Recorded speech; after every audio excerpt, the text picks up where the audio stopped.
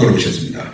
여호와여, 이 세상에 살아있는 동안 그들의 분깃을 받은 사람들에게서 주의 손으로 나를 구원하소서.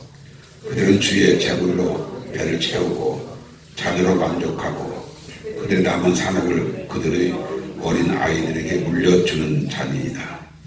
나는 의로운 중에 주의 얼굴을 배우리니 깰 때에 주의 형상으로 만족하리이다. 대부분의 시편을 다윗이 찬양의 내용과 기도의 내용으로 이렇게 구성되어졌는데, 본문의 말씀도 역시 다윗이 지은 시입니다. 다윗이 지은 시라기보다는 다윗이 하나님 앞에 기도하는 기도의 내용이 시편 17편인데,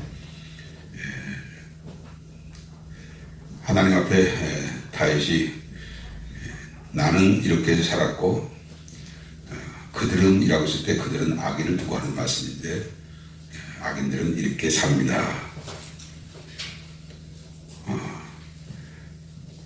다윗이 하나님 앞에서 어떻게 살았는지에 대하여서는 17장 1절에서부터 7절까지 이 다윗이 하나님 앞에서 어떻게 살았는지에 대하여 기도로 아뢰고 있습니다. 그러나 10절에서부터 보게 되면 그들의 마음은 이라고 했을 때 이 그들은 오늘 14절에서 15절에 있는 악한 자들을 보고 하는 말씀입니다. 항상 자연의 세계에도 빛과 어둠으로 나누어지듯이 우리가 하나님 앞에서 모든 인간은 의인 아니면 악인이고 악인 아니면 의인 둘 중에 하나입니다. 세상 사람들은 그렇게 흑백 논리로 의인과 악인을 구별하지 않고 어느 정도 중간 정도의 사람도 함께 계산을 합니다. 그러나 하나님 앞에서는 중간은 없습니다. 하나님 앞에서는 의인 아니면 악인이고 악인 아니면 의인입니다. 중간은 괴물입니다. 괴물. 항상 이 중간이 문제입니다. 현 정부, 대한민국에 사는 사람들도 나는 진보도 아니고 나는 보수도 아니고 나는 중도파다. 중도가 괴물이라고 해요. 중도. 우리 신앙에는 중도가 있을 수가 없습니다. 이것 아니면 저것이고 저것 아니면 이것이지 어찌 중간이 있을 수 있습니까?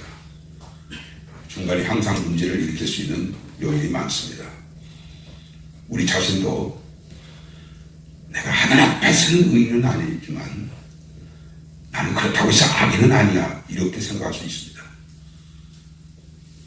하나님이 보실 때는 의인과 악인이 있을 뿐이지 나는 하나님 앞에서 의인은 아니지만 악인은 아니야 라고 그렇게 자기를 적당하게 비빔밥으로 만들어서 신앙을 얼버무리는 사람들, 이게 마귀의 덫에 걸려있는 사람들이에요.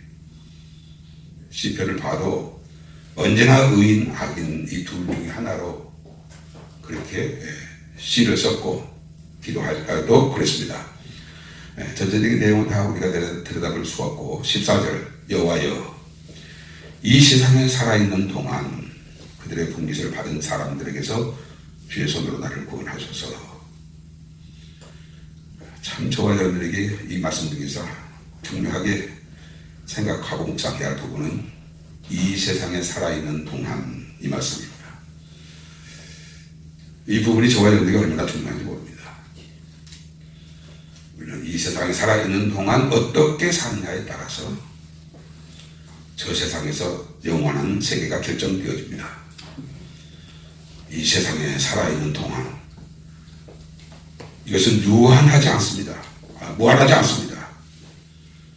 우리는 한계 속에 살고 있습니다. 정확하게 죽는 날을 우리가 정해져 있지는 않지만 그러나 분명 언젠가는 죽는다는 엄연한 사실 속에 살고 있습니다. 죽기 전에 나의 삶이 이 세상에 살아있는 동안입니다. 이 세상에서 살아있는 동안 어떤 일은 이렇게 살고 또 다른 사람은 저렇게 살고 천태만상으로 그렇게 우리가 사는 세상을 살아가는 사람들의 모습을 볼 수 있지만 그러나 항상 하나님의 눈에는 둘 중에 하나로 구별을 하십니다. 아까도 말씀드렸습니다만 의인 아니면 악인입니다. 이 세상에 살아있는 동안 의인으로 산다는 것은 얼마나 복이 있는데, 이 세상에 살아있는 동안 하나님 앞에서 악인 되어 사는 사람은 얼마나 비참해질 것인지 세상 사람들은 그것을 알지 못하지만 우리는 하나님의 말씀을 통해서 그들의 운명을 압니다. 그들의 영원한 세상이, 어떤 세상이 그들에게 준비되어져 있는지를 우리는 압니다. 악인들의 미래는 없습니다. 악인들의 미래는 캄캄함입니다. 악인들의 미래는 음부입니다. 지옥입니다. 그 무서운 것이 악인들을 위해서 예비되어졌는데, 세상에 사는 악인들은 그 사실을 전혀 알지를 못하고 어떻게 해서든지 세상에 살아있는 동안에 유쾌하게 즐겁고 행복하게, 그리고 만복을 누리면서 그 복을 다 소비하지 못한다면 자녀들에게까지 그것을 유업으로 남겨주고 배불리 먹고 즐겁게 살고 행복하게 살고, 그렇게 사는 것이 그들의 유일한 삶의 목적이 되어져 있는 그 삶을 그들은 복이라고 생각하고 그 복을 마음껏 누리는 것이 정말로 행복한 인생이라고 생각하고 사는 사람들입니다. 바로 14절에 대해 그렇습니다. 이 세상에 살아있는 동안 그들의 분깃을 받은 사람들에게서, 그들의 분깃, 헬레크란 말이 분깃이라는 말을 번역한, 헬레크란 말을 번역한 말인데, 이 말이 구약 성경에 약 66회 기록되어 있습니다. 분깃이란, 헬레크란 말은 활당 혹은 목, 내게 찾아온 목, 이것이 헬레크입니다. 그래서 분깃이라고 번역을 했습니다. 활당된. 그들은 자기들에게 활당된 것을 받은 사람들이라고 했어요.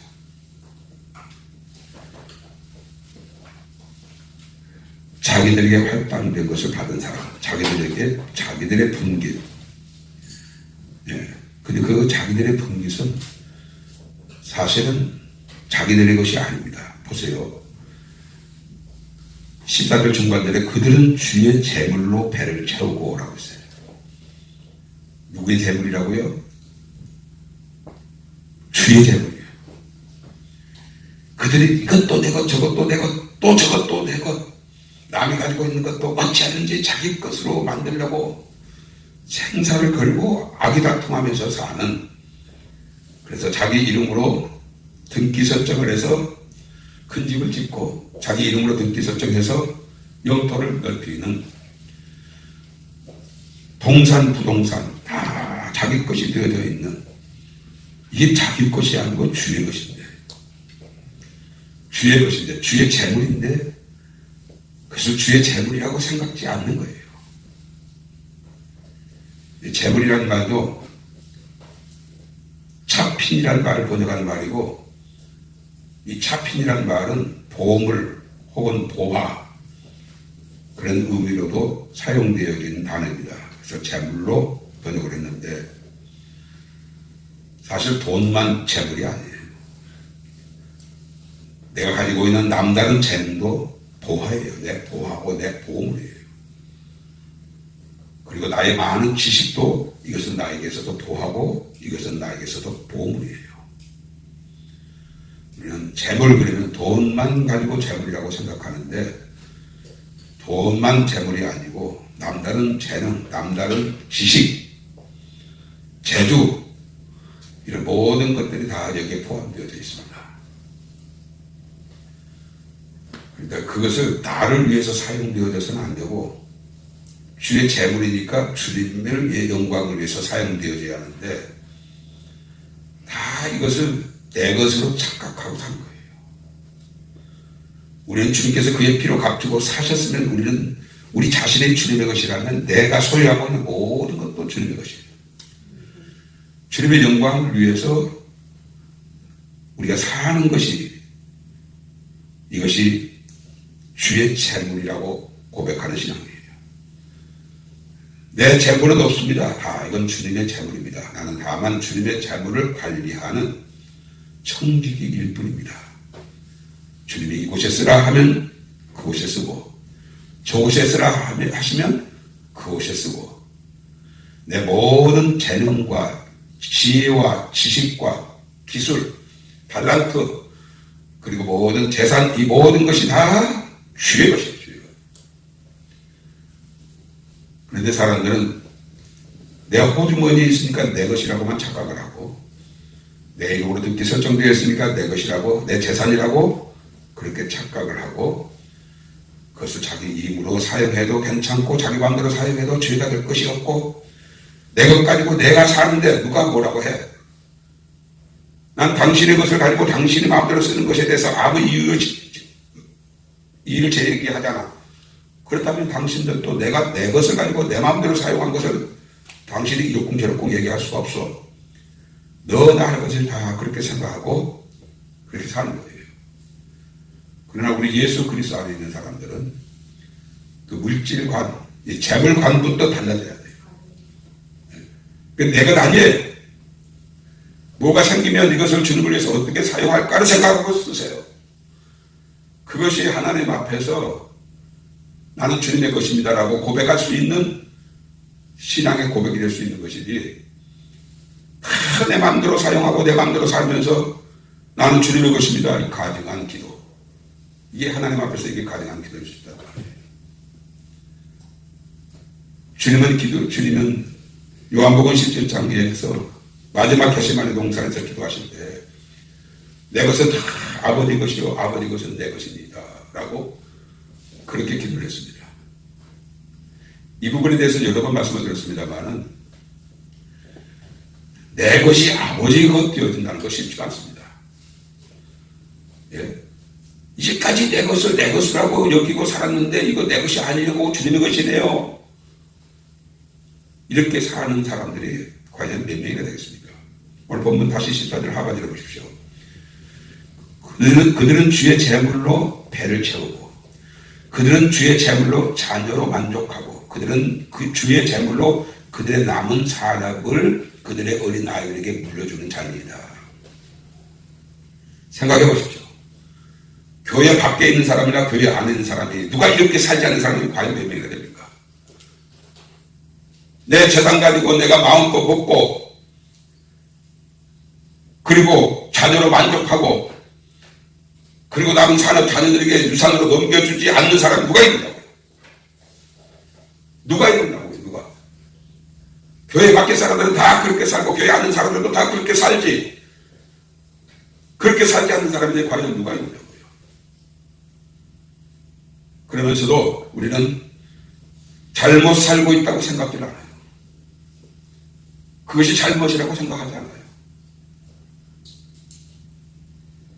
어떻습니까? 그럼 어떻게 살아란 말입니까?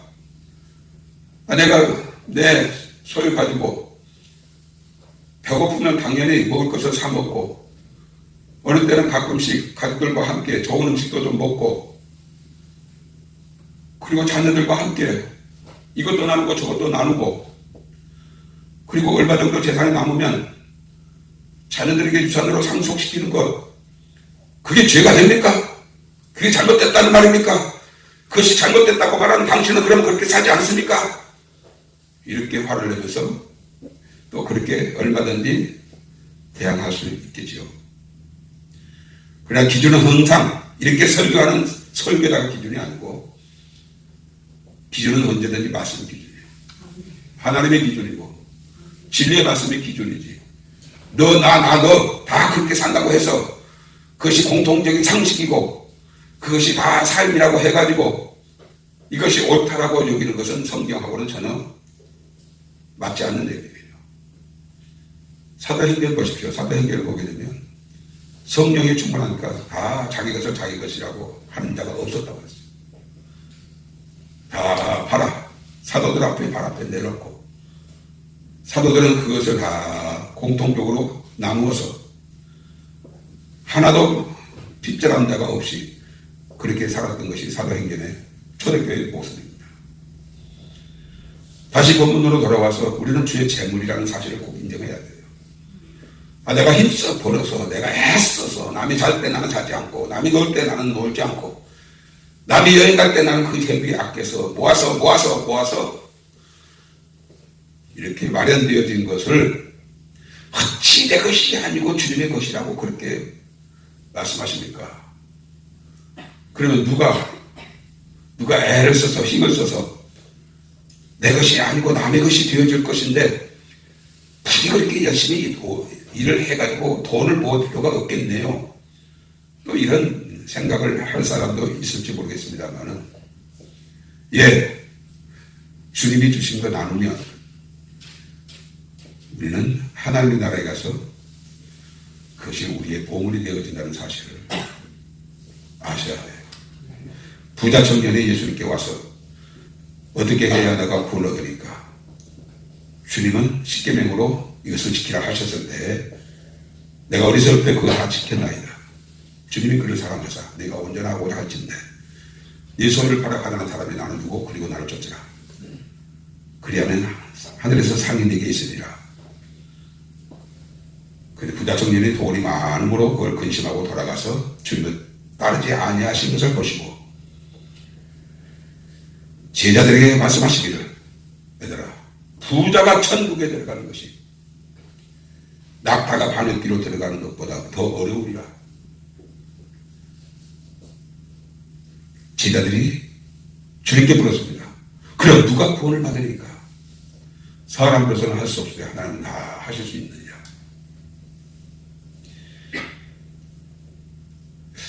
청교도 당시에 유산 남기지 않는 운동을 교회에서 시작했어요. 유산 남기지 않는. 이거 어떻게 한다고요? 그것을 다 교회 아니면 사회복지시설에 다 유산을 남기고 자녀들에게 유산을 남기지 않는. 그 정신이 기독교 정신이에요. 성경 정신이에요.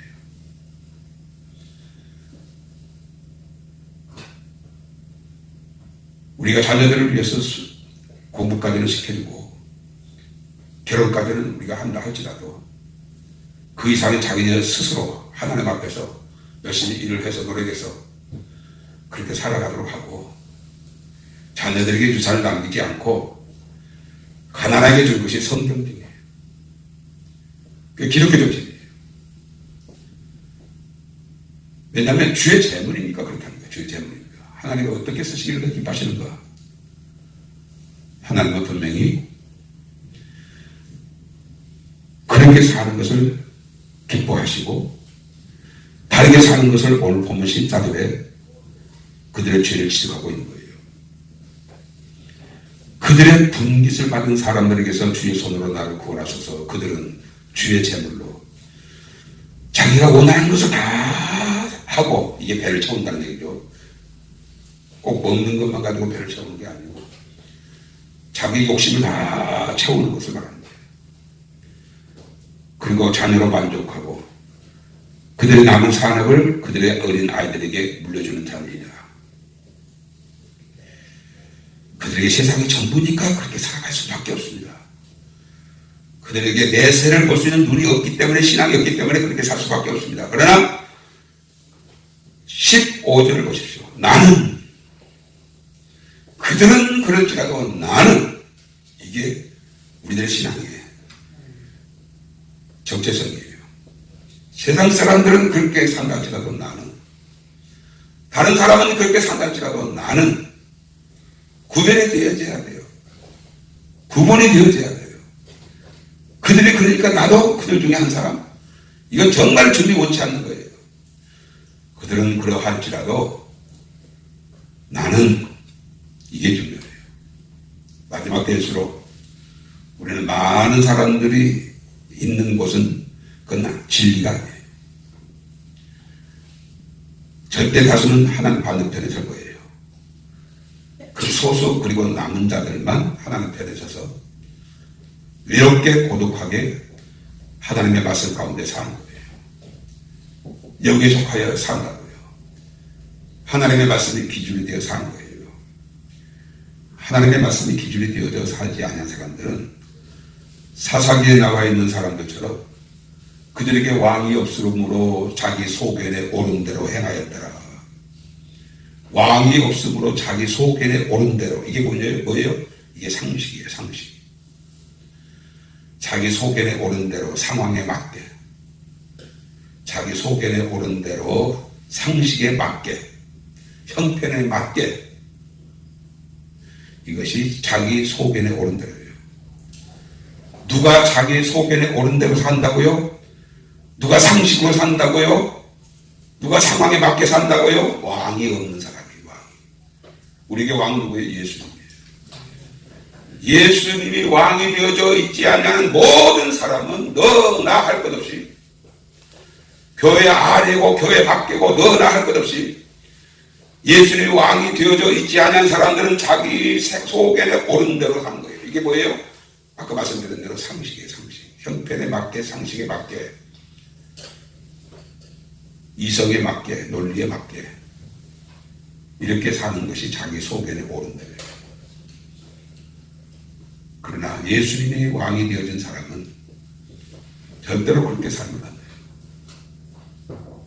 옳고 그름을, 내 소견에 옳은 것이 옳고 그름으로 판단할 것이 아니고, 항상 우리의 왕이신 예수님, 그 예수님에 의해서 내가 어떻게 택해야 할지, 어떻게 말을 해야 할지, 어떻게 결정해야 할지, 왕에게 물어서 왕의 뜻을 따라, 명령을 따라 우리가 말하고 행하고 결정하는 삶을 사는 사람이 바로 예수 그리스도의 인의 삶이에요.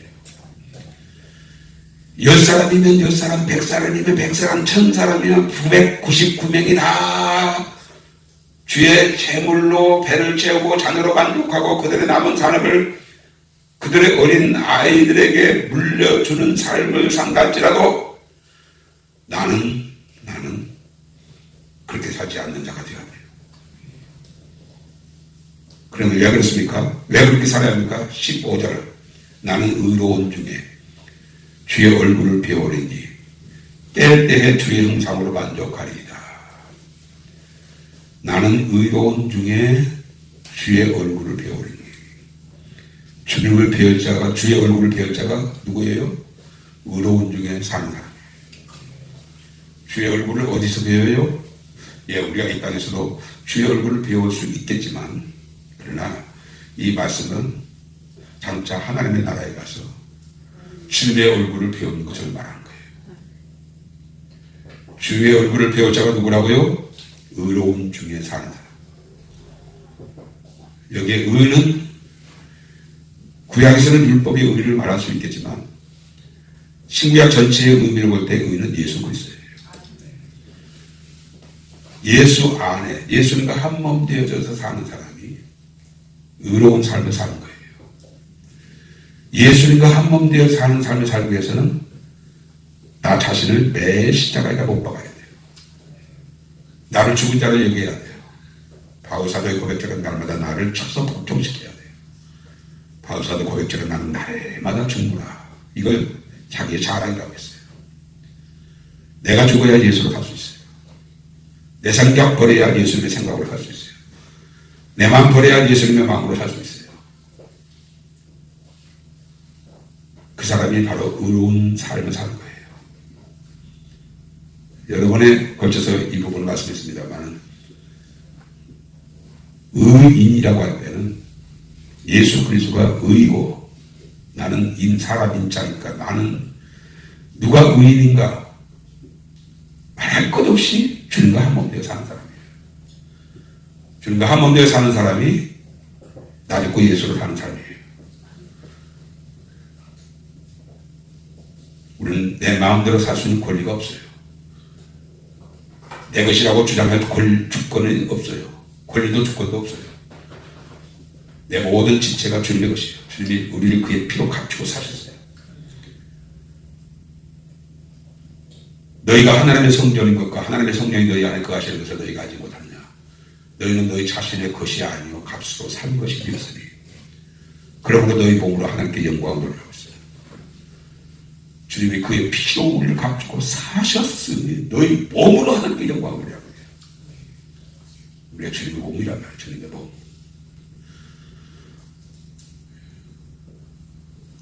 그렇게 살 수 있는 사람이 누구라고요?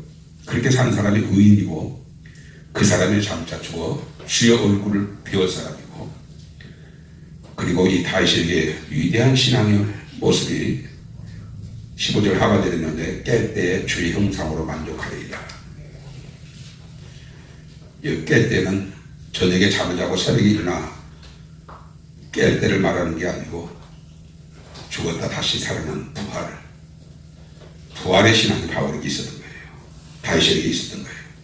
놀랍지 않습니까? 놀랍지 않습니까? 깰 때에 주의 형상으로 만족하려고 하는 부활의 신앙이 있는 사람, 깰 때에 주의 형상으로 만족하려고 하는 사람은 세상 사람들처럼 살지 않냐고 영 다르게 사는 사람이에요. 다르게 사는 사람이라고. 이 말씀을 다시 한번 묵상을 해보십시오. 깰 때 주의 형상으로 만족하리다라고 했는데, 이 세상에 살 동안 주의 형상이 없는 사람이 깰 때 주의 형상을 입을 수 있습니까? 이 땅에서 주님을 하나도 닮은 데가 없는 자가 천국에 가서 주님의 영광을 입을 수 있느냐고요. 이 형상이라는 말이 창세기 2장에 보게 되면 우리가 우리 형상대로 우리가 사람을 만들고, 형상이라는 말이 거기서 또 나옵니다. 형상이라는 말은 원어가 첼렘이라는 말인데, 이 첼렘이라는 말은 닮은, 똑같은, 같은 모양, 이게 첼렘인데 이 첼렘을 형상이라고 번역했습니다. 동상은 그 사람을 닮은 모습 그대로 형상을 만들어서 어느 중요한 장소에 세워놨죠. 그 사람이 이 나라에 끼친 업적이 크므로 너도 그 사람처럼 닮아서 나라를 위해서 이 사람처럼 살아라, 그런 의미로 아마 광화문에 세종대왕의 형상도 있고 이순신 장군의 형상도 있습니다. 우리는 주님의 형상을 담아야 돼요. 하나님의 인간을 창조하실 때 자기 형상으로 사람을 창조하셨다고 했어요. 그런데 그 형상을 잃어버렸어요. 주님을 닮은 형상을 잃어버렸어요. 그런데 예수님이 오셔서 그 형상을 회복케 하신 거예요. 그 형상을 우리로 회복케 하신 거예요. 바울서전에 보게 되면 예수님은 하나님의 형상이라고 말씀했어요. 주님도 빌립을 향하여 어찌하여 너희가 아버지를 보이라 하느냐, 나를 본 자는 아버지를 보았거늘. 아버지와 나는 닮았다. 나와 똑같다. 아버지와 나는 하나다. 생각이 하나고 마음이 하나고 사랑도 하나고 너희들을 사랑하는 사랑도 하나고 내 망치 않고 영생을 얻기를 원하는 그 원함도 하나고 10가지 중에 100가지 중에 1000가지 중에 10,000가지 중에 10,000가지 중에 하나도 어긋남이 없는, 다르지 않는 똑같은 모습이 성부 하나님과 성자 하나님이에요. 그렇기 때문에 예수님은 나와 아버지는 하나다라고 했어요. 이 하나다라고 했을 때 나는 아버지를 그대로 아버지의 모습이다, 닮았다. 첼렘 형상이라는 형상. 이 땅에서 주님을 닮은 것이 하나도 없는데 나는 주의 형상으로 자다가 깰 때, 부활할 때는 주의 형상으로 나는 형상으로 만족하리이다, 이렇게 말할 수 있느냐고요. 주님을 닮은 데가 있어야 하는데, 닮아야 하는데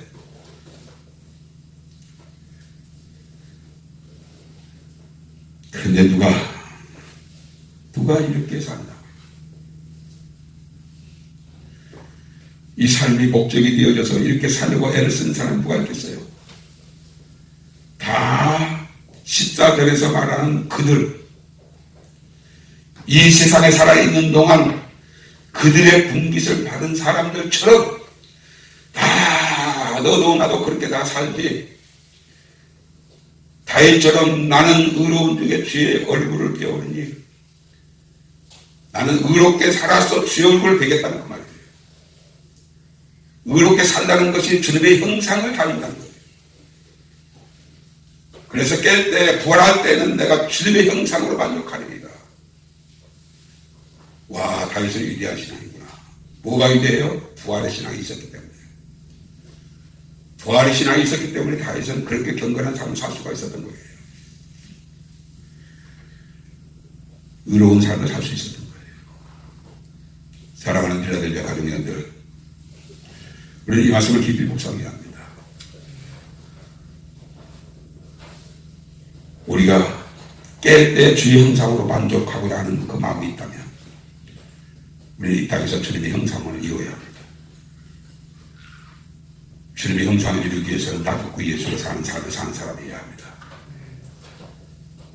나 듣고 예수로 사는 사람은 내 것이 하나도 없습니다. 다 주의 것입니다. 주님이 말씀하신 대로 내 것은 다 아버지 것이요 아버지 것은 다 내 것입니다. 이 부분에 대해서는 제가 한번 말씀드렸습니다만 내 것이 다 아버지의 것이고 아버지 것이 내 것인데라고 했을 때 이 내 것, 이 내 것을 다 돈으로 환산해 봅시다.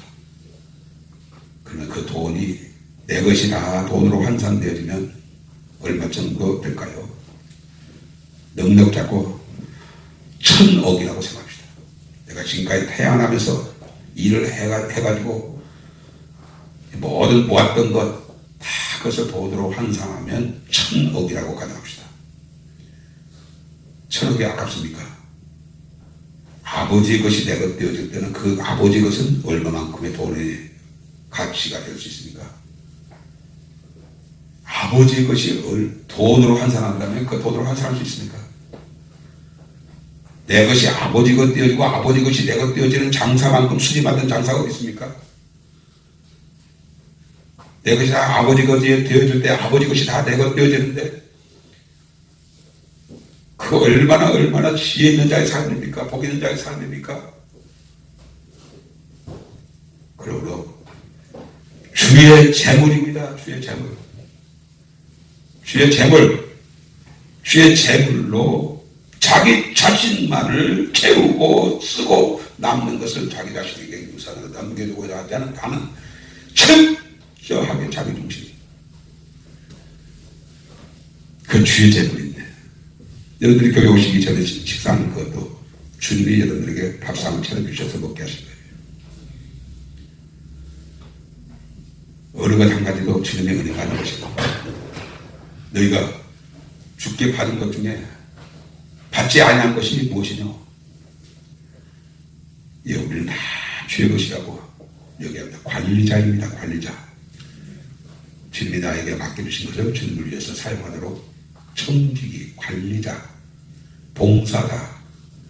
이것이 내 삶의 모습이어야 합니다. 주여, 우리에게 이 말씀이 내 삶이 되게 하여 주옵소서. 그들은 이 세상에 살 동안 주님의 재물로 자기만을 위해서, 자기 자신만을 위해서 그렇게 살았다 할지라도 주여, 우리는 의로운 중에 주의 얼굴을 배웠고 깰 때 주의 형상으로 만족하는 나 되게 하여 주옵소서. 부활신앙으로 철저하게 부장되게 하여 주옵소서. 이 말씀 붙잡고 기도하시다가 자유롭게 돌아가시길 바랍니다. 하나님 아버지 감사합니다. 오늘 이 시간에도 우리를 사랑하신 주님께서 시편 17편 다윗의 기도를 통해서 우리가 어떻게 살고 있는지 어떻게 살아가야 할 것인지를 또다시 말씀을 통해서 교훈받게 해주신 것을 감사합니다. 우리는 세상 사람들과 다를 바 없이 내 호주머니에 있는 것 내 것이라고 생각하고 내 이름을 등기에 설정되어 있는 것을 다 내 것이라고 생각하고 그래서 어찌하든지 나 중심으로 그것을 사용하고 그것을 관리하는 자로 살아버리는데 주여, 내 호주머니에 있는 것까지도 주의 것이라고 생각하고 내 이름으로 등기 설정되어 있는 모든 동산, 부동산도 다 주의 것이라고 생각하고 이제는 우리는 관리자로 살기를 원합니다. 청지기로 살기를 원합니다. 하나님이 무엇을 원하시는가? 왜 이 돈을 나에게 맡기신 건가? 어디에 사용하라고 나에게 이것을 주셨는가?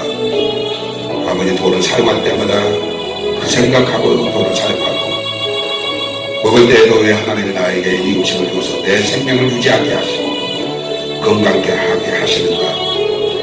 주여 이 몸으로 주님의 영광을 위해서 살기로 합니다라고 생각하고 의식을 갖고 모든 것이 주님의 영광을 위해서 나도 주님으로 사는 삶을 위해서 의로운 중에 주의 형상으로 주의 의로운 중에 주의 얼굴을 비었고 때때 주의 형상으로 만족하겠다고 하는 바울사 다윗의 고백으로 아버지 우리가 매 순간마다 이 고백으로 살게 하여 주옵소서. 아멘. 감사하고 예수님에게 하신 이름으로 기도드렸습니다. 아멘.